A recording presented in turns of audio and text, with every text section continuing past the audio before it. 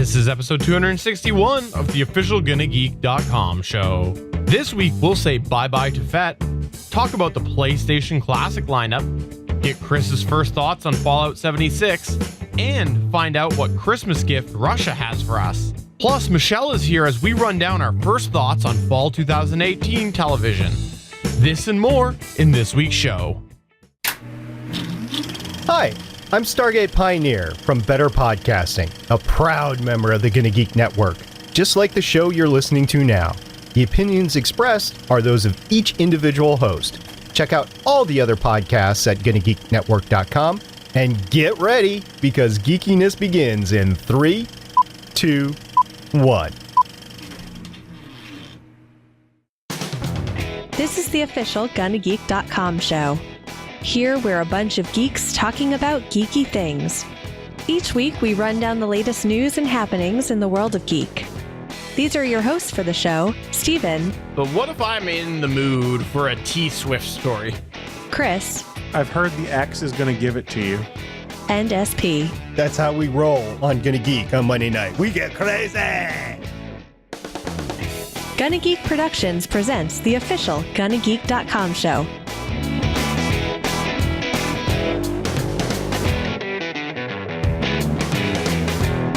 Hello and welcome to episode 261 of the official GonnaGeek.com show. I am Steven Johndrew, and joining me, of course, is the wonderful Chris Farrell. I'm wonderful now. This is fantastic. You are wonderful. We also have joining us, of course, Stargate Pioneer. Just want to say I had a great weekend with my mom and my sister in town and my youngest child having senior night. So yes, I will soon just a short few months, be kidless at home, hopefully. Oh, wow. So you're already planning the whole new podcast space as you take back a room. But we also have joining us today, I'm pleased to say, Michelle Ealey is here. Hello, Michelle. Hey, everyone. It's great to be back. Michelle, it is always a wonderful episode when you are here. And I just have to say, one of the best parts of having you here is the fact that you get to keep Stargate Pioneer in line. I hear there's only one person that he listens to, and it's you. True. There's more than one. I mean, there's Lauren, there's Haley, there's Michelle. This is 3. But sure as hell not me. I know that much. Yeah, it's none of us. Chris, you and me don't matter. We're terrible. That's why. I've already accepted the fact that I'm terrible, but thank you for reinforcing it live on the internet for everyone to see, Steven. Everyone now knows that I am terrible, and I have acknowledged it. So publish it far and wide. Hashtag Chris is terrible. Just know, Chris, if you ever need anybody to tell you how terrible you are, I'm your guy. Why do I need that? There's plenty of people around here that'll do that for me in person and then wag their finger threateningly in my face. All right, well, while you're wagging your finger, let's go ahead and wag our fingers to this sting. Here we go.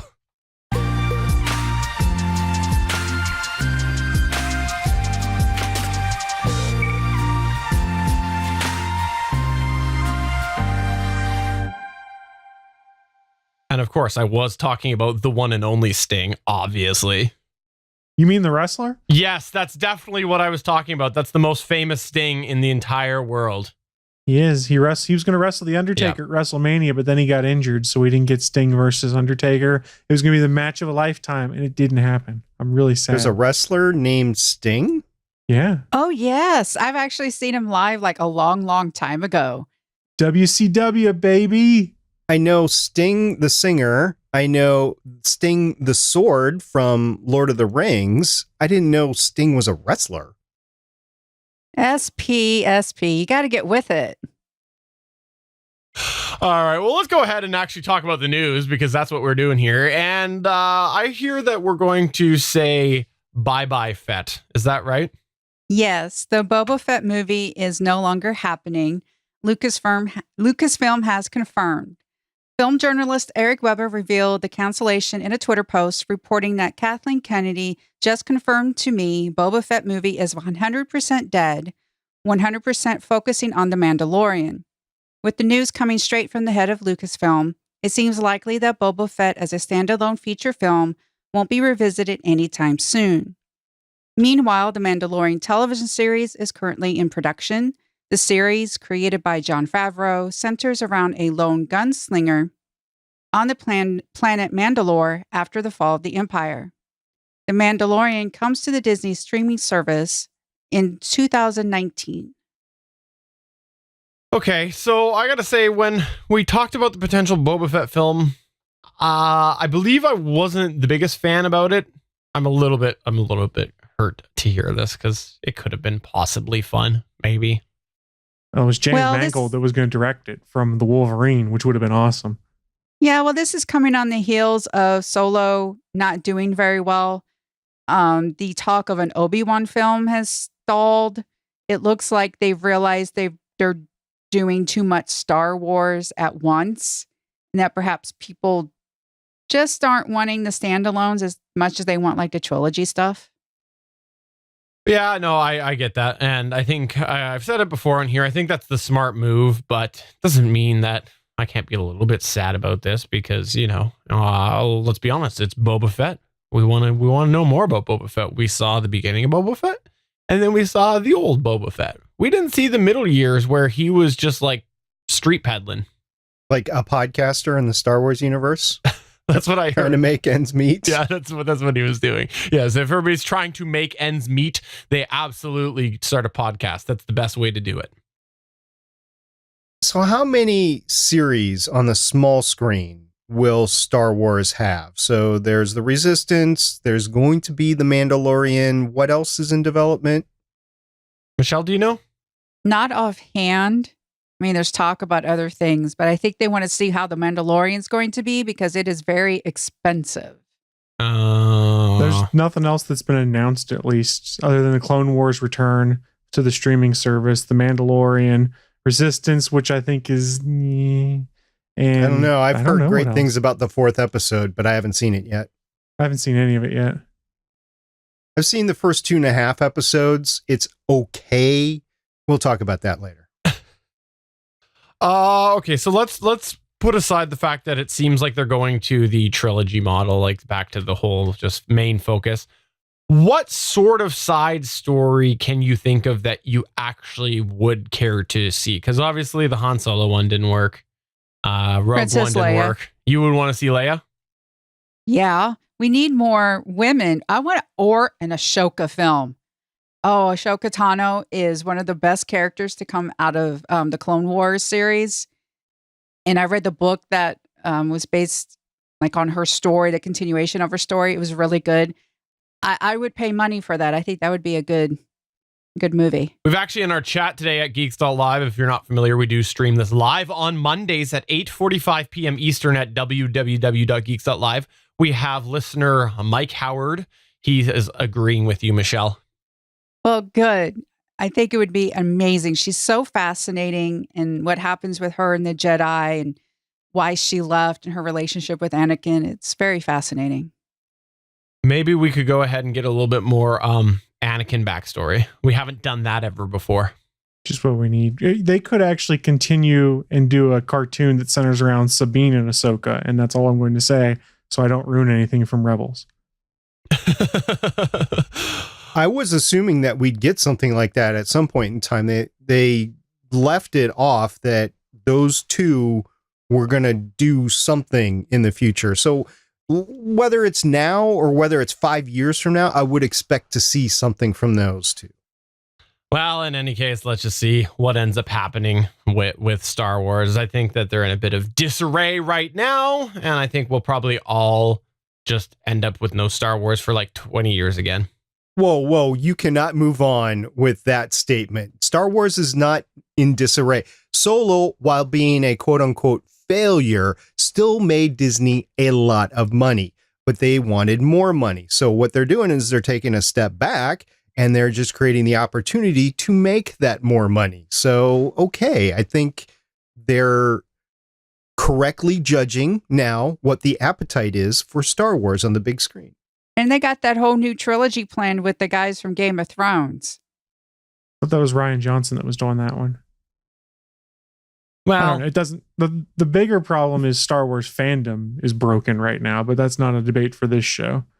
why not? This seems like the appropriate show, but Okay, maybe not this episode. We would need more time to dedicate to it based off of just the toxicity going around in Star Wars fandom. And I've mentioned on other stuff, it's really turned me off a lot on Star Wars lately. I just don't want to deal with a lot of that stuff. So I've kind of stopped watching a lot of it. All right, well, let's move on then. Let's agree to disagree on whether or not Star Wars is in disarray. Hint it is. And talk about how there is a bunch of chaos within the world of Sony. And why do I say that there is chaos? Because they announced a couple months ago that they were making the PlayStation Classic. And the problem with that was they didn't really announce the games that were coming with it. And today they finally did. And I think it's like really close to releasing or something like that. But the games that are coming with the PlayStation Classic is going to be Battle Arena, Cool Borders 2. Oh, I played that so much. Destruction Derby, Final Fantasy VII. I think that's how you say it. You phonetically say it out. VII. That's how you say it. That's right. V. Grand Theft Auto. Yes. Intelligent Cube. We have Jumping Flash, Metal Gear Solid, Mr. Driller, Oddworld, Rayman, Resident Evil Director's Cut, Revelations: Persona, Ridge Racer Type 4, Super Puzzle Fighter 2 Turbo, Siphon Filter, Tekken 3, Tom Clancy's Rainbow Six, Twisted Metal, and lastly, Wild Arms. So there's definitely some classic titles in there. Oh, Grand Theft Auto. You know, so many people who have come into Grand Theft Auto since like 2 and past are going to be like, what is this? Because remember, it was 2D. It was a 2D game. Top down. Yeah. I look forward to all sorts of kids getting very mad soon. This isn't Grand Theft Auto. Well, it opens up the door for them to do a revised version of the game, just like they did Combat Evolved with Halo. They redid that game 10 years down the road, and I actually enjoyed going back to play it with the updated graphics, so I can't see why they can't do the same thing with... Different use case a little bit, though. Kids today don't want to play top-down shooter games. They want to play shooters still. So Halo is a bit of an easier thing to do that with because, you know, you just have to update the graphics, not how you play the game. Are the kids really the market for Grand Theft Auto, though? I don't think so. And the other thing to consider is they're making money hand over fist on GTA 5 right now. So what's the motivation? Yeah, this is just the nostalgia reason. Again, the PlayStation Classic is like a Nintendo Classic or a Super Nintendo Classic. That's all that this is. So there will be all sorts of people there. But Cool Borders 2, oh, I loved Cool Borders. Such an awesome game, Cool Borders 2. Oh, I'm looking forward to that so much, except I'm not getting this. So yeah, it's not happening. Well, so here's the bigger thing. I was real excited when Nintendo did the NES Classic. Still excited for the SNES Classic. But after that, I was like, you know what? I'm getting tired of these one-off boxes to do this. I've got a Switch. I've got consoles. I've got PCs. I don't need these one-off boxes to just play a few games. Just start selling the games digitally. Make it so I can buy it. All of these old PlayStation and old Nintendo games would be fantastic to have as digital on a Switch or a PSP or a cell phone or something like that because those things can run it no problem. Let me buy games, not hardware that I'm going to play a little bit. It's going to sit on a shelf and then I'm going to need the HDMI port for something else. It'll get unplugged and forgotten about because you know how hard it is to try and get everything in your HDMI ports. Yeah, I will say that for me personally, I actually prefer the hardware because I think there is something genuine about using the proper controller. I've had this debate on Facebook with some people. I don't like third-party NES controllers on my NES Classic. It's not the proper experience that I know, and if I'm looking for nostalgia, I want that authentic experience. But not everybody's like me, so I could see them one day making them downloadable for everybody so that they can all get in on this action and make some more money. Thank Crom. Nobody is like Steven. Fair. Well, and to be fair, Nintendo's already doing this to an extent. If you saw what they're doing with their Nintendo Online service, you get free regular Nintendo games that they've added online functionality for multiplayer and stuff too. But if you subscribe to the service, you can buy wireless NES controllers from them that play with your Switch that when you need to charge them, you just slide them into the side of the Switch where you would the Joy-Cons, and it charges that way. So you could do that just as easily for these things. Be like, hey, we're putting the new SNES games out. You can buy them for $3 a pop. And if you want to play them on an actual SNES controller, go to our store. You can buy a Bluetooth one that plugs in and you'll have no problem. How dare you come up with logical solutions? How dare you? I know. What am I thinking? I know. We don't like logic here on the GonnaGeek.com show. Not fair. Not fair. Michelle Ealey, are you into any of these classic gaming systems? Not really, not to buy. I'm not really into this whole nostalgia, put it in a box and sell it. I'm agreeing with Chris, actually. I can't believe this, but give it to me downloadable. I already have enough stuff to play. You know, my Steam, my pile of shame is deep, and it's just getting deeper with other stuff that comes out. And it's just right now, I want to look forward, try to catch up. I'm not going to buy this, just like I didn't buy any of the other Nintendo stuff. Well, maybe we can convince you one day, because we know that you definitely want to play Siphon Filter. What is Siphon Filter? Do we know what that is? I've never heard of that game in my life. It sounds familiar. I should probably know it, and someone is probably going to scold me after the fact about my not remembering it. I'm assuming that Jumping Flash is based off of The Flash, and you just have the Flash jumping. Is how high he can jump. It's like, is it like Frogger with the Flash? I'm thinking you just push your button over and over, push the X, and the more you push it, the faster you push it, the higher he jumps. It's like fair. A carnival game where you hit the thing and it goes to the bell, ding, that sort of thing. Oh, I wish I had a bell here. I don't. You don't? I just heard one. I just heard it. No idea what you're talking about. Boo. Boo, Steven, lying Liar. to us. Boo. All right, Chris Farrell, you are addicted. You're addicted to video games. You're addicted to trying video games early. And now you want to tell us about your addiction to video games? What's up with that?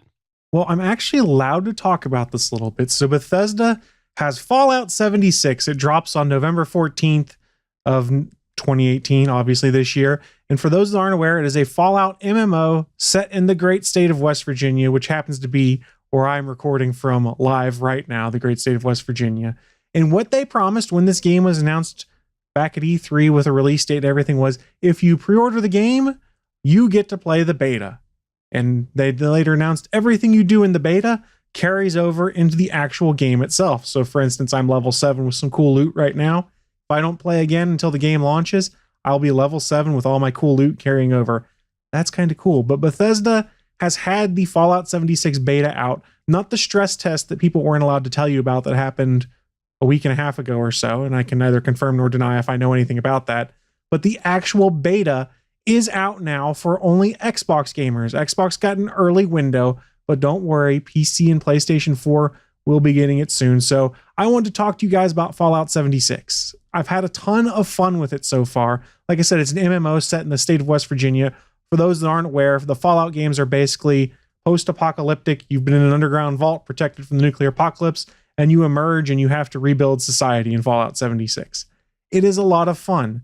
You walk out of this vault and it handholds you for the first 30, 40 minutes to kind of show you what to do, and then you are on your own. So you just start exploring forests, you start exploring creeks, you start walking to towns to do things, and I've had a lot of fun with the fact that it plays really nice with the surround sound. So you're walking through the woods and it's gorgeous with these autumn leaves that are just starting to change colors, and when you're not getting attacked by things, you're finding cool loot and you're finding cool plants, and then all of a sudden you hear birds chirping around you and you just get really engrossed into it. And one of the coolest moments was I walked into another section of the forest and I just heard cicadas buzzing all around me. It took me back to last summer when we had a lot of cicadas here, but it was really entertaining. Honestly, the thing that I geeked out the most about in this game is you can go to Morgantown, West Virginia, which is where I live. It's where West Virginia University is. And there is Woodburn Hall that is pretty much one of the most iconic buildings at West Virginia University. It has been recreated in Fallout 76. You can go inside, you can explore it, you can go around outside and find things at what they call Vault Tech University. What is also cool in the city of Morgantown in this game is in actual Morgantown, the university has what they call the PRT, the Personal Rapid Transit System, which is what they use for shuttling students across campus. They replicated part of that in this game too. So you can walk the PRT tracks over top the city to be able to find things you want. It just kind of warmed my heart a little bit to be able to go to my city where I live in real life, explore it and have fun. I've just been honestly exploring things, picking up loot, trying to craft stuff. It's been a blast. That being said, it is a beta, so obviously there are some issues. The thing that really annoys me the most, and I'm really hoping they fix, is if you want to bring the map up for anything in an MMO world like this, you probably want the map. I have an Xbox One X, and when I hit the map button, it takes 6 to 10 seconds for the map to come up. The game just kind of hangs, and the map comes up. There's no reason that the Xbox One X, the most powerful console on the market, should hang here. So this is a beta. I anticipate they'll probably have this fixed and figured out when we get closer to launch. There'll be a game or a day zero patch probably of some kind, but it's really annoying in the beta right now. And I have had some issues with just some random slowdowns and server disconnects. But again, I think those are issues of the beta. I wish they would do a private mode where you could just go to your own server with your friends. That doesn't exist. But I do like the way they have handled griefers in this game. People that just kind of come in there to kill you and rain havoc down upon the whole open world. If someone kills you, the game posts a bounty on their head, which encourages the other players in your world to go and kill them to make money. So if you're a griefer and you purposely just start going to go kill people, when you die as the player, you can choose whether you want a bounty posted on them. And then there's a bounty posted on them, which encourages self-policing. And yes, it works. When I was playing, I had someone come into a room where I'm minding my own business trying to find some stuff and just started shooting me and eventually killed me. And then I pushed the button at the end to put a bounty. And literally, it's just a notice to everyone on the server, a pop-up, and it shows where they are on the map. So everyone can go to that person and kill them dead. I like self-policing. It is fantastic. That's fantastic. I'm sorry though, Chris, I was a little bit distracted here. The reason why I was distracted is because we clearly just discovered that you either are a villain or you are part of the Flash, because you talked about how you were absolutely this game brought you back to the summer where you were surrounded by cicadas. And as we all know, Cicada is the villain on The Flash this year. So either you are the villain. Spoiler alert. Or, hey, it's like it revealed episode 1. So either you I haven't watched episode 1. You are the villain, or you are part of the Flash creative team. Which is it? It's one of the two. I can neither confirm nor deny either thing on this. But what I did also want to bring up on this, if you have an Xbox, you've had a chance to play the beta. But now everyone else will have a chance starting on October 30th. They do more beta windows. So October 30th from 7 p.m. to 11 p.m. Eastern, it is open for Xbox, for PC, and for PlayStation 4. November 1st from 2 to 7 p.m. open for all those again. November 3rd, 5 to 9 p.m. Eastern. And finally, November 4th, 2 to 9 p.m. So you have chances. And remember, if you pre-ordered the game, you automatically have beta access. Check your email for an email from Bethesda, and we'll tell you, here's where you go to redeem your beta code and download pretty much the full game, because it was like a 46 gigabyte download I had to do to play the beta. Wow. It's the full game. Now, one sad note, there's been a lot of talk. Bethesda's been putting a lot of games out on Switch. They were asked, hey, is Fallout 76 going to be coming to the Nintendo Switch? Well, Bethesda executive Pete Hines had told them that it just wasn't doable when asked about it. So I'm pretty sure the hardware limitations behind the Switch are preventing it from running Fallout 76 at this point. Maybe a couple years down the road, they might optimize somewhat, but you still got the two other major consoles and the PC to play this game on. If you like MMOs, give it a chance. And pro tip right now, if you pre-order the game now, you'll still get the beta key. If you don't like it after you play the beta, you can cancel your pre-order. So treat it like a demo, basically, to determine if you'd like the game. So to clarify, this game is about the 76 gas stations. Is that what it's about? That's exactly what it's about. Okay, we're trying to find gas stations in the nuclear apocalypse. Perfect. Just double checking on that. What about the Circle K's, dude? We got a lot of those here. Do you get to make friends since it's an MMO? You can make friends. However, there are no NPCs or anything in this game. You interact with robots and you find dead people, but you can interact with people on server. So my fiance and I were playing together, actually. We went to the same server. We partnered up. So if you've got headsets on, you can talk back and forth. You can automatically warp to wherever your friend is on the map if you're partnered up, so you can kind of go in separate directions, do your own thing. You can also party up in game just by meeting people. You can hit a button, ask to party up or to ask to trade with them. It's just a matter of whether you want to. Bethesda says you can solo this game if you want to. Some of the stuff I've run into in this game so far, I think would be very tough to solo. Granted, I'm only like level 7, but we were trying to like summon the Mothman. And with 2 people, it was incredibly hard to try and do that. If you had a team of 4 or 5, you could probably summon the Mothman pretty easily, excuse me. So it's a Star Wars game because you said you can solo it. I see what you did there. It's got to bring it back to Star Wars. Well, moving from fictional space, because, let's end on my joke. Fictional space to real space. What is this Russian Christmas gift that we are getting, Stargate Pioneer? Last couple of weeks, I've been talking about the Russian Soyuz rocket failure. The one that was going to launch a couple of an astronaut and a cosmonaut up to the International Space Station that failed spectacularly. And I say spectacularly because A, the onboard people were saved, and B, it was spectacular, like live broadcasts and stuff like that. So it was all pretty cool. Now, the last we heard is that the Russians, Roscosmos, was going to do an investigation, come out with a report about October 20th. That has slipped to October 30th, which is supposedly tomorrow. We'll see if they stay to that deadline. But in the meantime, there was actually a statement by the NASA director, and we're going to go through it right now. In an article on space.com on the 23rd of October by Mike Wall, who is the senior writer of space.com, he said that the next set of crew members should launch towards the International Space Station in December, despite the failure of a Russian Soyuz rocket earlier this month. The investigation into the incident has been productive, and the Soyuz rocket likely won't be grounded for too much longer. And this is a statement by NASA Chief Jim Bridenstine, and he said it on October 23rd during a meeting of the U.S. National Space Council in Washington, D.C. Now, Russian officials have also said that they want to conduct 3 uncrewed Soyuz launches before using the rocket to loft astronauts again.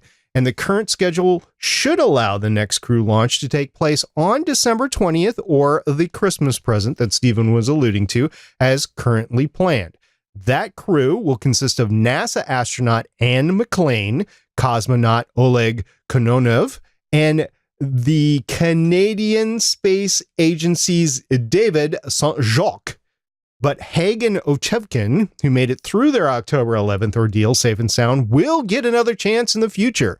Both NASA and Russian space officials have said. So they are not grounded. They will get another chance to go to the International Space Station. And it looks like the December 20th launch will occur more or less on schedule. So, guys, I think we've solved the mystery of the Soyuz, so to speak, in that they don't think it's a big deal.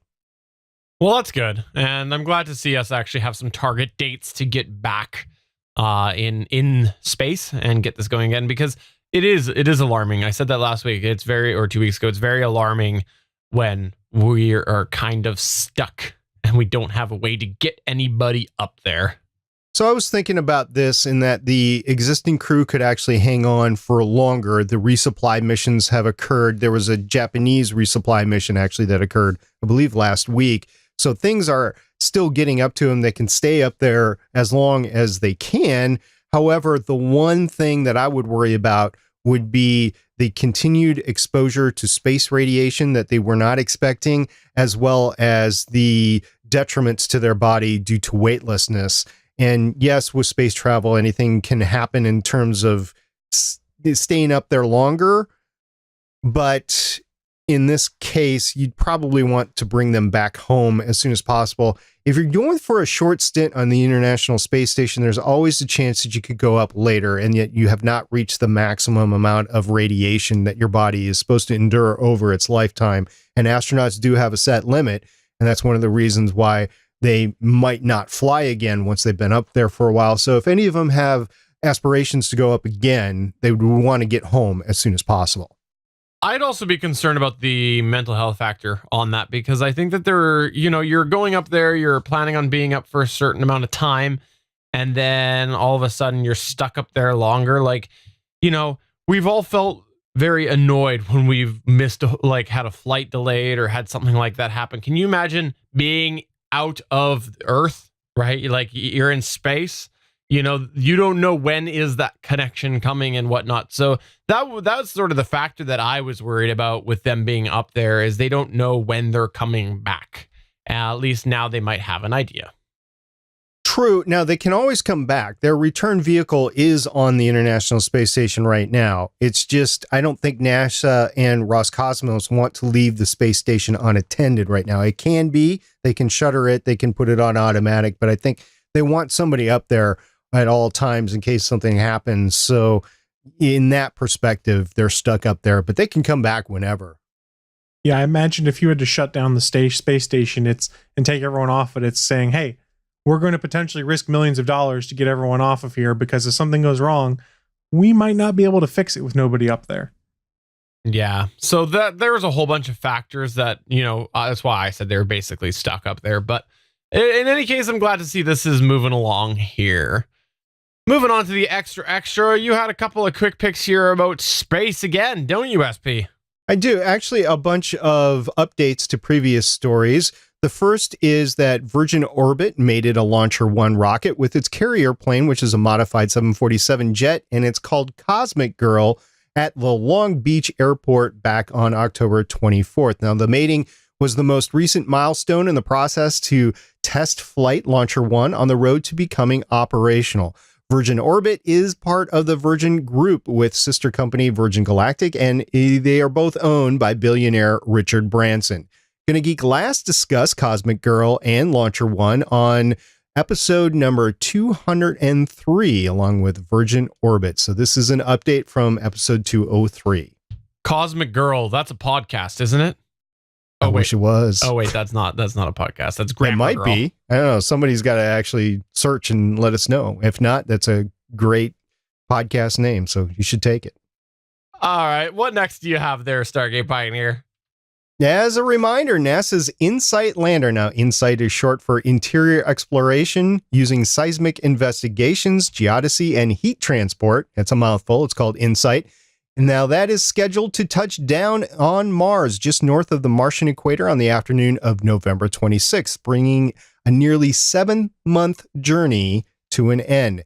Gonna Geek last discussed InSight on episodes number 253 and 238. InSight's mission is to burrow a heat probe and suite of super precise seismometers. Observations by both instruments should reveal a great deal about the red planet's internal structure and composition. All right, so tell me, why does this matter to me? How does this personally affect me, Stargate Pioneer? It's the next resupply mission to Mars for our NASA base. Yeah, but for me, that's still not telling me myself. How does it impact me? I'm selfish. Well, if you're going to be selfish, you can go back to the Canadian Space Agency astronaut that is going to be affected by this, and that is David Saint-Jacques. So he's going to be directly affected by this. Okay, fine. Go ahead. Try to make it about Canada again. Prove me wrong. As usual, you find a way to back me into a corner, do bad things to me. I mean, what? That went places. Yeah. When's the last time I backed you into a corner? We have not ever been physically in the same room. I like that we're going back to Mars. I like Mars stuff. Me too. I agree, Michelle. I said it actually on the show before, but I'll say it again, is I can go down the Wikipedia rabbit hole of Mars projects and just be stuck there for hours. I love reading about stuff I've read about before. I am so happy to see more Mars stuff, especially the project that's coming up where Stargate Pioneer is going to Mars. I heard that's a thing. Shh, it's a secret. Gosh, your security clearance and everything, dude. Okay. I actually like Mars quite a bit. We'll be talking about it in future SP Space Symposiums. Now, moving on to the next quick space news update. In less than 10 weeks, on January 1st, 2019, NASA's New Horizons mission will fly past the Kuiper Belt object, officially called MU-69, but nicknamed Ultima Thule. You guys remember your MU-69? Never Life heard it. Never heard it might before. have begun on MU-69. You don't know. It sounds familiar. I can't put my finger on where I heard it. No, I don't. So MU-69 is now nicknamed Ultima Thule, and no, we're not talking about the car top carrier Thule or the trailer hitch Thule. We're talking about a Kuiper belt object nicknamed Ultima Thule. Oh, it's Tim the Thule-Man trailer, right? Sure. To know more about Ultima Thule, Gonna Geek has previously discussed New Horizons and MU-69 on episodes 238, 197, 192, and way back on 177 back in January 23rd, 2016. Okay, so we know it's not the car top carrier. We know it's not the rack or the trailer Thule. We know it's not Tim the Thule-Man Taylor. It's Thule is that stuff, that white stuff, like, it's lacy. That's what we're talking about here, right? That lacy material. Is that what it is? Watching Say Yes to the Dress again, Steven. Always. It's Tool. Oh, okay. So it's not. Oh, I thought that these were related. I didn't realize that. Okay, I'm just going to move on here, and I'm going to talk about my last quick update. NASA tests astronaut survival systems for the Orion splashdown. Yes, NASA and the U.S. Air Force recently tested astronaut survival systems for the first time since the space shuttle stopped flying in 2011. Those tests were part of the agency's preparations for the first crewed flights of its Orion module. Now, the Orion capsule is designed to fly on the Space Launch System, which is comparable to SpaceX's BFR, and just like the BFR, is also currently in development. So we have ways ahead for manned space in the future. Fantastic. Good to see, again, more progress being made around all of this area because, yes, survival systems are an important part of space travel. We need to have the survival systems, and if we don't have them, then how is Stargate Pioneer going to podcast from space? Because I'm doing it now. Oh, okay. So you've already got the survival system, so why are you testing them? Well, this is for the general public. Okay, fair enough. All right, well, let's go ahead and talk about some geeky TV shows and other TV shows. That's right, we're about to do our fall 2008 TV roundup, but before we get there, I want to remind you that we're part of the Gonna Geek Network. The Gonna Geek Network has a bunch of amazing geeky podcasts, including the Starling Tribune podcast, which is the Arrow fan television podcast of the Gonna Geek Network. There are some amazing hosts on that show. I don't know if you've ever heard their names before. Chris Farrell, Michelle Ealey, and name will come to me later. So check that out. The Starling Tribune at GoodAGeekNetwork.com. By the way, the third host is Stargate Pioneer, of course. But you really should check that out because Arrow, we're about to talk about it. Let's just leave it at that.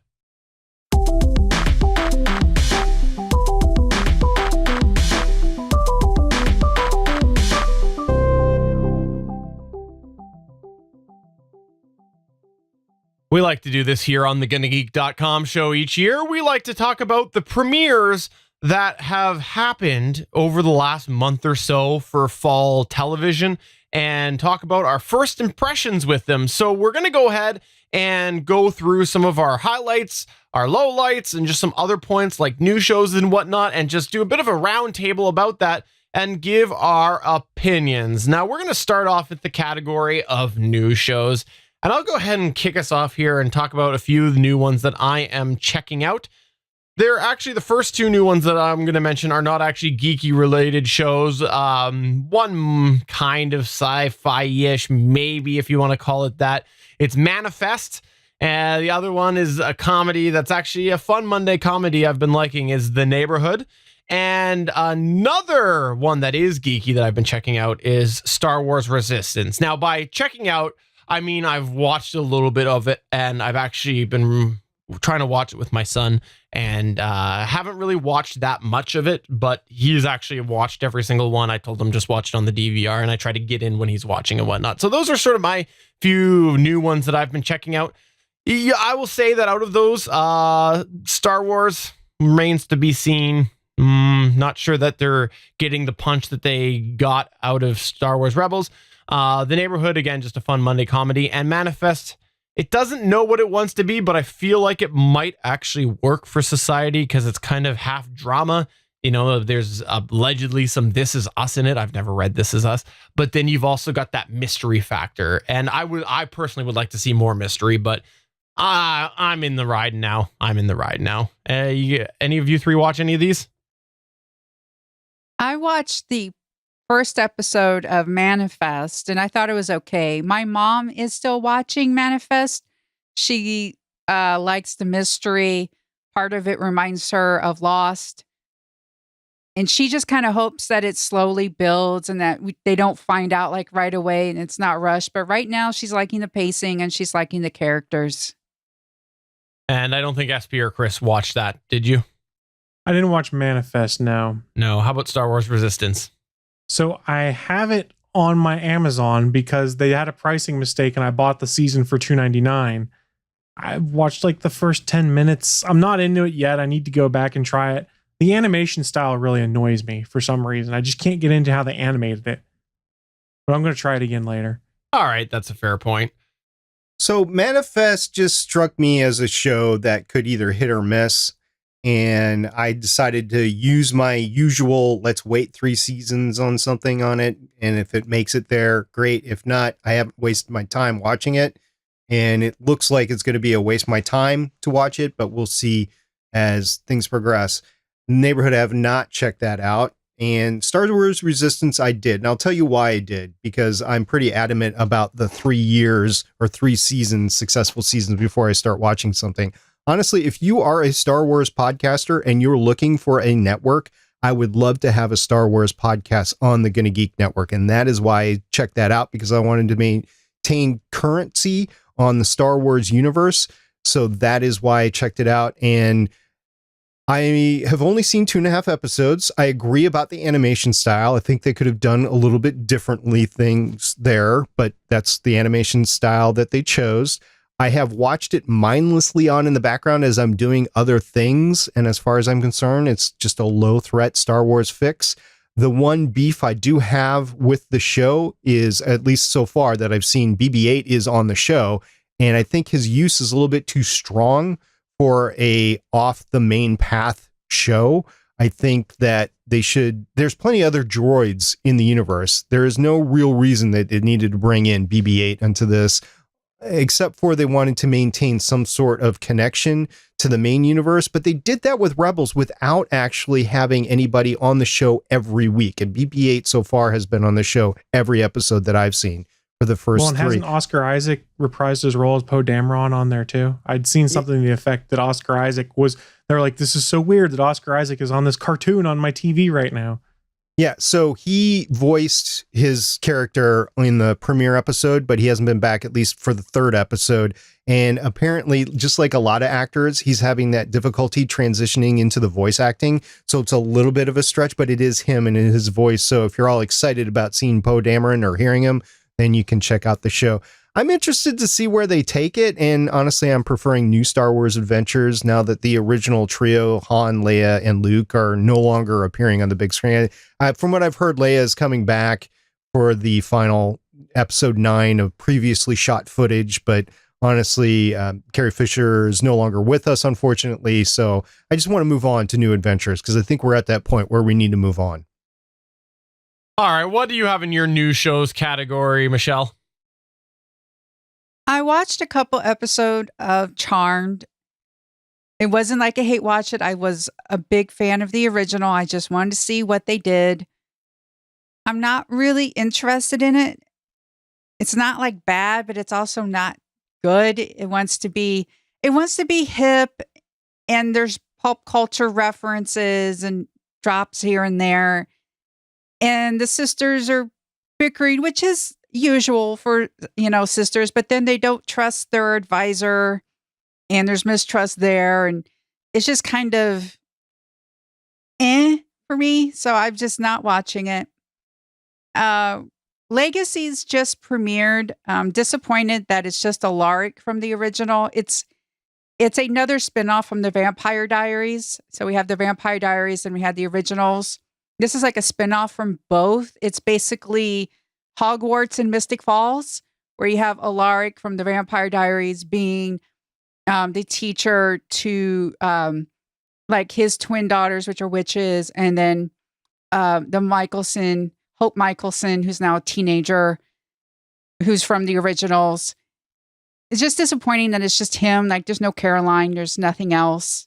And I know it's not technically new, but I didn't. Okay, Peter Capaldi, great actor and stuff, and I kind of fell off the Doctor Who train, even with Matt Smith, great actor. It's a whole Stephen Moffat thing. And I watched Doctor Who because there's a new one. It's Jodie Whittaker, and I love it. It feels new. It feels fresh. She's got this great energy. I like her interaction with the companions. She's got conviction, yet she's hopeful. And for the first time in her life, my mother is watching Doctor Who, and she likes it. That's so awesome. They're doing something right. That's great. They did come out with the premiere of her series, because that's what the BBC calls them. It calls them series, even though it's a season, basically. They did come out and they were making it baseline. So even though this is your standard Doctor Who regeneration, new character, they really have gone out of their way to say what things are. Like the whole thing with the TARDIS, they explained very well. And the whole thing with the regeneration, they actually explained at length in the premiere. It was done really well. I've watched 2 of the episodes so far and have really enjoyed it. And I want to say kudos to the BBC. I know this has been covered at length on the Gallifrey Public Radio, which is the Doctor Who podcast on the Gay Geek Network, but kudos to BBC for choosing a female Doctor for the first time. This is the 13th iteration of the Doctor on the screen, and they finally made that transition from a male character to a female character. There's no reason why it couldn't be a female character because of how the regeneration happens, and Jodie is playing the Doctor very well. She's actually taking all the mannerisms from the past Doctors, making them her own, and then also, of course, the female, and she's very conscious of the male-female social status out there right now, so it's been a great thing to watch so far. And I want to say the choice of the multiple companions coming out of the gate is very interesting and intriguing, and makes the show interesting more so than it would be if you just had one companion, maybe left over from a previous Doctor. So if you haven't checked out Doctor Who yet, you might want to check out this series of Doctor Who, and it's a phenomenal sci-fi series. Michelle, I would agree with the last few Doctors. Either you were in them or you weren't. I actually enjoyed their stories along the way. Loved Clara, who was the last big companion. Billy was in there too. So yeah, if you haven't checked it out, go check it out. It's pretty cool. All right, Chris Farrell, on your new list. I know we talked briefly about Star Wars Resistance. What else do you have on your new list? So I also gave Nathan Fillion's new show, The Rookie, a try. Full disclosure, it's another one I got on Amazon with a pricing mistake for the season pass. It was $3. The first episode I thought was kind of a clunker. And honestly, had I not bought a season pass, I probably would have stopped watching. I thought the second episode was a lot better, in part because I'm a Nathan Fillion fan. So I am cautiously hanging on to this show for a few more before I make a decision on it. I like Nathan Fillion. He gets to be quippy. He gets to have moments with people, so I'm okay with it so far. Michelle, you had something to say about that, didn't you? My mom watched it because she's also a Nathan Fillion fan. It's really interesting. I'm a fan of his from Firefly. She's a fan of his from Castle. And she watched it and she was just like, this cast has no chemistry. This is awful. For my mom to actually say that, my mom is very generous. She's a very generous critic. And she will usually give something like 5 episodes. But for her to come out and just say, this cast has no chemistry, I'm rolling my eyes, she just stopped watching it after 1 episode. So that says a lot. I actually just saw an ad this past week on something I was watching, and I gotta say, I was on the fence. I was like, do I want to try to watch this back episodes? And you two aren't helping because you're divided on this. Like, you know, I know you're not saying that it's great, but Chris, you're not telling me not to watch it, which I think is basically saying, give it a try. It's not must watch. I just think the pilot wasn't very good. Why it got greenlit is not because of the quality of that pilot. It got greenlit because it's Nathan Fillion and ABC likes working with him. And we know they wanted to do more Castle. It's just things didn't work out there. So this was a way to keep him on the network because people like him. I honestly think the second episode was better because they'd already set up all the junk they needed to do and things like that. So if you've got time, it's something you could easily binge watch over the holidays when there's nothing else on TV. Pull it up on demand, watch the first few episodes, and then make a decision on it. It's certainly not the best, but it's also not the worst. I know that's not a ringing endorsement, but really, I haven't added a whole bunch of new TV shows this season. Like I haven't started Star Wars Resistance yet, and the only other thing I watched is really kind of a cheat to call it new. It's just resurrected on a new network, and that's Tim Allen's Last Man Standing. Yeah, I've been watching that too. I'll say the first one there's some funny moments. Then it was a little bit like, okay, this is clearly trying to be on Fox instead of ABC, but then it leveled back to what I liked before. Because I was a big regular, or pre-Fox Last Man Standing fan. I really liked the balance back and forth between the opposing views and it just being a sort of fun Friday family fun comedy. And I felt like they actually missed that mark for the premiere. But then after that, it's been good. Just hashtag not my Mandy. Hashtag not my Mandy. I agree. But the fans that are being ridiculous and sending hate tweets to the actress, they need to get a life. Yeah. No, I agree. Totally. I've had several laugh out loud moments on the elliptical. I will say, welcome back to the small screen again, Tim Allen. And I love the Halloween episode, which included a Santa Claus reference. It did. That was awesome. Fantastic. All right. What else did you have in your new shows, SP? For new shows, I will say that I checked out the Charmed premiere just because other people in the household watched Charmed, and I'll just say I might watch it while reading comics. All right, that's very telling. So moving on to our highlights section here, I'll just fire through my picks here. Legends of Tomorrow, definitely highlight. I've only seen the one episode, but it's just clearly a lot of fun. They have taken that finale fun from last time and just rolled with the punches. That said, I stand by my previous worry about Constantine. I don't know that he's going to fit the dynamic. I think that I still, at this point, based off what I see, think it's not the right move. Arrow, so much better than it was last season based off the 2 episodes that I've watched so far. Again, we're recording this before episode 3. Good Place, still lots of fun. In my opinion, what I've seen so far of Good Place, it's way better than season 2. I liked season 2, but I just thought that they went back to a better dynamic for season 3 than they had. Season 2 was a little bit of a dip to me. And then Better Call Saul, it's done. It's over. Fantastic season. There's still hopefully more seasons ahead. I think they have been confirmed for another one, but this season is over, and really good Mike season. If you are a fan of Mike from Breaking Bad, a really good Mike season overall. I thought it was actually, I think, better than last season. How about you, Michelle? What's in your highlights? Well, I too am impressed how The Good Place is still good. I love the move to Earth and how they call themselves the Soul Squad. And that last episode with Jason and finding out his relationship with his dad. I don't want to spoil too much, but that was just amazing. The Gifted is still good. It has a great pace. It's connecting to the X-Men in different ways about how Polaris is Magneto's daughter. They've introduced the Frost sisters and the Morlocks. And according to my mom, 911 is even better this season, and This Is Us is still good. Chris, how about you? All right, so South Park is still my favorite comedy on TV. They had a couple misfires a couple years back for 2 seasons in a row, but they took a character that really annoyed me in PC Principal and have made him hilarious in this season so far. So South Park and the hashtag cancel South Park movement they're trying to start is an absolute delight. My second favorite comedy, which is still firing on all cylinders, is Superstore, because I've said it before, it reminds me of when I worked in Walmart, and then adds comedy on top of it. This doesn't necessarily count as live TV, but more on-demand stuff. Daredevil Season 3, I haven't finished it yet, but it's absolutely amazing. It is the best thing since Daredevil Season 1 to come out of the Marvel Netflix shows. I'm looking forward to finishing it up. The HDR, if you get HDR, Netflix is really well done, and the Dolby Atmos channels for it, also really cool. It opens with scenes from The Defenders, and it makes it sound like bricks are falling down on top of you. Completely delightful. Really enjoyed it. So give Daredevil Season 3 a shot.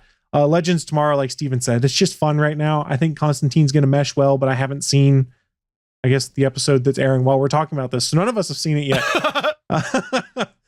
Sort of a guilty pleasure, but at the same time, something I generally watch pretty quickly is Shark Tank, just because I like seeing different inventions and stuff like that. It's still fun, and there's still some really cool inventions that come out of it. On HBO, The Rock does Ballers. Hold on, I'm just going to of hold you there on the Shark Tank for a sec, because we need to acknowledge the ring factor, because I don't watch Shark Tank. I happen to catch the first episode of this season, how the guy who created the Ring doorbell, he's now a shark on there, and he turned down Shark Tank's offer when it was some other name before he named it Ring. And apparently he turned them down for their offer. He went and made his billions of dollars or whatever, and now he's a shark on there. I thought that was worth mentioning. He was a guest shark. He's only been on one episode. Oh, I thought he was a permanent. Oh, that's disappointing. Just fun fact real quick. My parents have a ring, and my mom was here this weekend, and she was showing me the videos that were popping up from it. Apparently there were some Boy Scouts trying to sell some stuff. So she was like, go away. Go ahead and continue, Chris. So going back, like I was mentioning, on HBO, The Rock does a show called Ballers. It's absolutely delightful. I have no idea how Dwayne The Rock Johnson has time to do like 8 movies a year, that TV show, produce another show for NBC that's going to be similar to Ninja Warrior, and hit the gym for like 4 hours a day. So no idea how The Rock does it, but Ballers is fantastic. Like Steven said, Better Call Saul, also very good. Let's go back to Netflix for a second. It's a cartoon, but it's incredibly raunchy, but also very funny. It's Nick Kroll's Big Mouth. Season 2 just dropped last month. It is hilarious. It is a cartoon comedy set with a bunch of big name people who are portraying teenagers as they're hitting puberty. And it kind of touches on all of those weird things that happened when you were a teenager and how you interacted with people and how the world was changing and strange, but makes it hilarious. I've really enjoyed that show, but do not watch it with your kids. There's cursing. There's things you don't want kids seeing. There's mentions of things you don't want kids learning about until they're of a certain age. It is not a kid's cartoon. And finally, I haven't watched it yet, but based off a recommendation, I'll say The Chilling Adventures of Sabrina, which is the Sabrina the Teenage Witch remake or whatever, is supposedly very good. So I'm probably going to check that out. Everyone of my friends that has watched it has said it's really good. You need to watch it. So I put it on my highlight list to basically say, hey, if people I trust are saying it's good, I'm going to check it out too. All right, Stargate Pioneer. Aside from Stargate Pioneer watches himself on TV show, what else do you have on your highlight list? Because I know that's your number one favorite pick is watching yourself. That is not true, but apparently I'm the only one on the show, and perhaps the only one on this network that actually watches and enjoys The Big Bang Theory. The story, Big Bang Theory? I've not heard of this. Right. Mm-hmm. Okay. It's Thank like God the it's ending. top-rated sitcom on TV, and it's on CBS, and it has been for 10 years. Anyway, The Big Bang Theory, the actual storyline episodes this season are as good as ever, maybe even better. The filler episodes where they don't have any storyline that's moving along, it's a little bit meh, but I'm invested at this point. I'm going to watch it till the end. I am not watching the whatever adventures of young Sheldon. No, thank you. I'm just going to watch this, and then I'm going to happily move on to something else. And then also, I just want to say a short few tips of the hat to a few shows that have already completed their run or have ended and we haven't discussed them. Venture Brothers, it is not for kids. It's one of those Adult Swim shows. It was hilarious, and I loved every single episode. Archer, also probably not so much for kids. It's on later at night off the FX channel, and it ended its season. Very good. I can't wait for the next season. 12 Monkeys, which was one of the last shows that I was watching on Skiffy or Sci-Fi Channel. It was great. And if Skiffy would make more shows like that, I would definitely watch it, but they don't. So I'm not watching anything on that channel anymore. And then The Americans. Michelle, I know you've been watching The Americans too. That was just a phenomenal series, and they ended it well, and they ended it in a spot where they could spin off series if they wanted to. I don't think there's any plans to right now, but if they do, I could see how they could bring those in. And it was just a great show. Loved it. And it's over. All right. Well, moving on from the highlights, let's run through our lowlights. I've just put one on my list because I don't want to make this like a hate on everything show. Like, there's a lot of problems that I've got. It's with not different like we're shows. talking about iPhones today, Steven. It's true. Okay. That's true. So I just wanted to put like one standout low light, because a lot of the series, like I'm in the position right now that I feel like if you're only a few weeks in, you can't judge it too much yet. Yes, there are some shows that are halfway through, but I'll say that Supergirl right now, I'm not sold on how they're handling the changes. I did call it a low light, but it's just more of like a concern that I have. There's a lot of changes within the different roles on this show, and I don't know that it's meshing. I have confidence, though, it'll work out, because they have the last couple of years worked out any concerns that I've had, but I just don't feel it there yet. There's just this overarching disconnect that is, as a viewer, is making me feel a little cautious. How about you, Michelle? What do you have in this category? Yeah, first, too many shows won't premiere until 2019 or later this year, such as Agents of S.H.I.E.L.D., Brooklyn Nine-Nine, The Orville, Vikings, also Gotham. But I have good news about Gotham. It's actually going from 10 episodes to 12. Yes. Which is awesome. I know Steven and I love Gotham. Gotham won't start into January 3rd. Agents of S.H.I.E.L.D.'s not until like the summer. Brooklyn Nine-Nine's a mid-season. It's just like, for some reason now, it's like the TV season really doesn't start until January now, which is really odd. I could actually see that. I wanted to talk about this point really quick. With all the football games splattered every single night of the week and the audience down for all shows in the fall, I can see that being a smart move, while moving stuff to January, where people are pretty much confined inside no matter where you are in the United States. It's garners a bigger audience, and you have less sports that people watch. Yes, I know basketball and hockey and the end of the football season are there, but people are more affable to actually watch TV starting in the January timeframe. So it's a good move for TV shows that want to garner bigger audiences.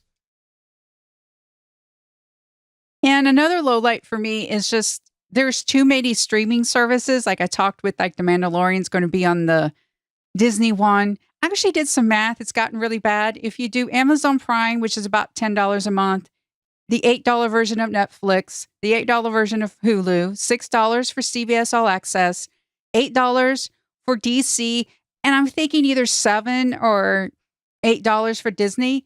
That's around $47 a month, Yeah. plus the cost of internet.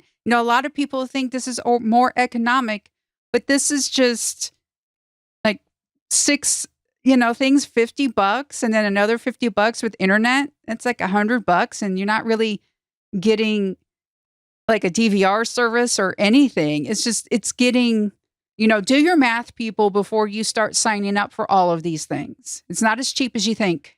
And it's not even keeping in account maybe your mobile plan as well, which is higher now than it ever used to be.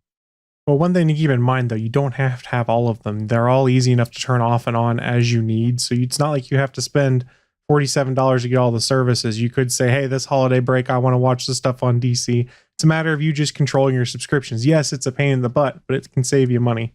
Yeah. All right. So moving on to Chris's low light reel. Chris, what do you got there? So it's twofold. The Orville's coming out on DVD, but only on DVD. So people want to get caught up in our HD snobs like myself don't have a Blu-ray option. That's kind of BS. And also, Michelle kind of touched on it, and I know Suncast commiserated with me about this on Sunday. The Orville doesn't come back until January because of Thursday Night Football on Fox. I want the Orville back now. It was my favorite show from last season. It probably will continue to be so. I want more. Brooklyn Nine-Nine hasn't started up yet, hasn't moved to NBC. I started watching it after Fox canceled it, marathon through it, and I love that now.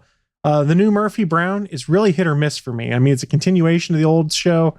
Sometimes it's firing really well. Sometimes it's just like, oh, you tried too hard for the political joke. You really didn't need that there. So hit or miss. The Good Place for me, I'm just not as into it this season. I'm 2 episodes behind, so maybe it'll pick up for me. But I still think Ted Danson is absolutely delightful on there. But everything else, I'm kind of just like, Other thing, too many superhero shows. I can't keep up anymore, guys. I haven't started Supergirl or Flash, and to be honest, I might not watch any of Flash or Supergirl except for the crossovers, and then catch them when they're on Netflix at the end of the season, just because I can't watch everything. I don't want to spend my life coming home and be like, I got to watch this now. So I'll just read plot summaries and muddle my way through. And then finally, American Vandal got canceled, and I'm really bummed. It was one of my favorites. By the way, before we hop off to SP's list here, I got to say Brooklyn Nine-Nine, most disappointing part about that is no Halloween episode. My Halloween is not complete this year. There's rumors they're still going to do it. It just might not air during Halloween. I guarantee you they're going to do it. And it's just going to be one of these things where it's going to be like, oh man, we had such a good Halloween flashback. Or they're just going to first episode off, not even mention it and just do it. It's going to be one of those two ways. All right, SP, what do you got on your list? I did my show notes in the document before Chris does, so I'm going to say hashtag first here. And yes, too many DC shows to keep up with on the CW. Absolutely. SP assumes I read his notes. Yeah, right.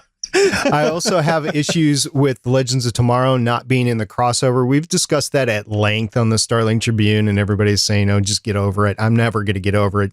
Legends of Tomorrow is just a fun show to watch. Yes, I am current on it. And I am lamenting the fact that it's not going to be in the crossover, although the crossover is looking to be awesome anyway. I think Supergirl is jumping the shark quite a bit, as it has in the past. I mean, this is not anything new, so it might be the first one that drops off my list of things to watch. And Nora on The Flash is worth it, but again, too many shows. I have so little available time to watch TV. The only reason I'm trying to keep up with everything right now is to get to the crossover point. And then after that, I'm going to drop some of these shows and then reconnect with them later on in the year. As far as The Gifted, which is a Marvel show on the Fox network, I've only seen the premiere. I keep hearing everybody saying it's a great show. The show never grabbed me all that much to begin with. There's some teen angst in there, and that's something that I just don't get along with well, is the teen angst stuff. Never really did, even when I was a teenager. So it's definitely lower on the priority list. Eventually I might get around to it, but it is not in the must watch this week category. All right. And our final category, we've got some guilty pleasures. I'll fire through my list here. Number one, I'll admit I'm watching The Conners. I personally believe this will fail because of the circumstances surrounding it. I think that it's definitely going to fail because there'll be certain people who won't end up supporting it. So I think that that's probably going to get canceled. But for me, I think it's still got that sort of comedy feel that Roseanne had. So I'm okay with the series so far. Another guilty pleasure of mine is the crime shows. Oh, I watch far too many of these now. Watching the Magnum PI, I'll say I don't know that the whole narration thing that Magnum PI is known for works in modern television, but I'm enjoying it because it's loosely affiliated with Hawaii Five-0, which I also love too much. FBI is a new show. I think it's on CBS. Don't know that they know where they're going.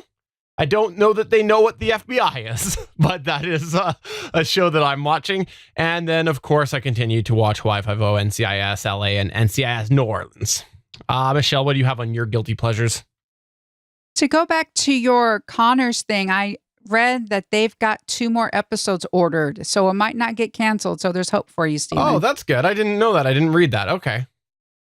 Most of my guilty pleasures are on streaming or YouTube. I just binged Castlevania Season 2. Castlevania is the best video game adaptation. Season 2 is amazing. I highly recommend it.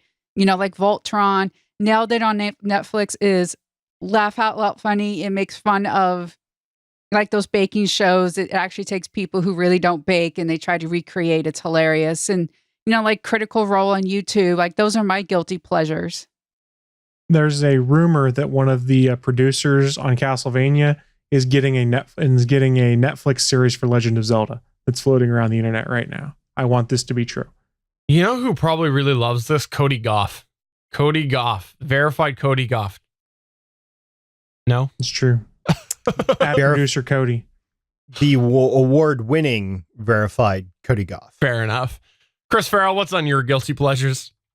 So on live TV, I've been watching Bull on CBS. It's one I can take it or leave it because it's not really serialized. Each episode stands alone. So I watched that. That's my little crime courtroom drama. And then I watched 911 on Fox just because I don't know why, in all honesty. I tried it out last season. I was like, well, this is entertaining, and I like the cast that's on it. The story is sometimes dumb, but the cast is delightful on there. And then finally on YouTube, that's where I stream some of my other stuff. Things like Metal Jesus Rocks YouTube channel, where he talks about historic video games and people's video game collections. Hoovie's Garage, which is all about a guy that buys, as he puts it, hoopty cars and has built his fleet and talks about why he's a moron for buying such cars and how much it's costing him to fix it. It's delightful. And Doug DeMuro's car videos, where he does like 40-minute reviews on cars that people let him drive. Sometimes they're massive sports cars, other times they're supercars, other times they're SUVs. It's just strangely entertaining to me. I'm not even a car guy, and it's strangely entertaining to me. Awesome. And SP, go ahead and close us up with your guilty pleasures, aside from, of course, the Stephen Jondrew Show. I hear you watch that every single day. Well, it's the camera feeds that you pipe into both Chris and I that we have to watch every day for our homework in order to be able to podcast on the Gonna Geek Show. Well, I'm just going to go ahead and put my hand here in front of my forward camera, and I'm going to make a gesture and see if you know what I'm making. What am I making, Stargate Pioneer? Yes, I see exactly what you're doing. Yeah, right. So The Last Ship, it's usually a summer show, but they slipped in their time slot because of the production difficulties that they were having. They actually shot the series last year, but they threw it on a late summer, early fall time slot. It's the last season. They're wrapping it up. It's not really a highlight. It's not really a low light. It's just something that I've invested 4 seasons in, and I just want to see it till the end. And is it the best show ever? No, it is definitely guilty pleasure. There's a lot wrong with the show just in production value alone, but there's also the world building that they did. I mean, they tried their best for the money that they had, but it's just whatever. I'm like apocalyptic end of the world stuff, and that's what it was supposed to be. And yeah, it's the antithesis to The Walking Dead, and they went way the other way with it. Okay. I'm still watching it, and we'll watch it till the end. Also, I have just started, as of Saturday night, my mom was in the house, my sister was in the house, and we started the first of 36 2018 Hallmark holiday movies. And we were watching that, and then everybody got into watching the reruns from previous years as well, and we were commenting on how we enjoyed them so much. So yes, Hallmark Holiday is in play now on the weekends. This upcoming weekend, there are 3 new premieres, so they will have 4 of the 36 out the first 2 weeks. And an angel has gotten their wings. I'm sorry, I just was... Ring the bell, Stephen. Yeah, I muted my entire soundboard. I didn't want to hear any of that. You waited until my mouth was stopping moving before you cut it back on. Well, I have news for you, Stephen. You're going to have to edit it later, so you're going to hear it anyway. Don't worry, I'll make my kids do it. That's you why he had kids. Doing that already? Do you have anything else, SP? Streaming shows when I can fit them in. There's just several ones. Maybe we'll talk about them in a later show. Awesome. So there you go. That's going to wrap up this episode of the official GonnaGeek.com show. Before we wrap up, I want to say thank you, Michelle Ealey, for coming on here today. It was a pleasure having you on here. It's always great to have you, especially when we do television shows. You've got a lot of really good insight in there. And plus, I need my fellow Gotham fan on here to help represent Gotham. So there you go. Anytime. So there's at least 2 of you on the network. Still more fandom than the Gotham podcast that we had on there. If you do want to hear more of Michelle Ealey, please check out Michelle Ealey on Agents of S.H.I.E.L.D. Well, it's not called Agents of S.H.I.E.L.D. It's called Legends of S.H.I.E.L.D. I mix up those 2 all the time, as well as the Starling Tribune. Both of those are fantastic shows, especially because Michelle is on there. So that is going to wrap us up for the show for episode number 261 of the official GonnaGeek.com show. I'm Stephen Jondrew saying thanks for watching. And if you haven't checked us out live, please do that on Mondays. I'm Chris Farrell saying thanks for joining us, and we'll see you next week. I'm SP saying come join our Discord server, GonnaGeek.com/Discord. And I'm Michelle Ealey saying give Gotham a chance. Hashtag not my Mandy. Bye. Bye. Bye. More like hashtag not my bane.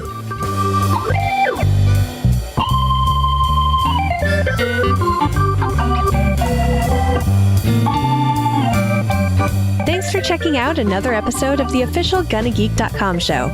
If you like the show, please give us a 5-star review in Apple Podcasts or a thumbs up on YouTube.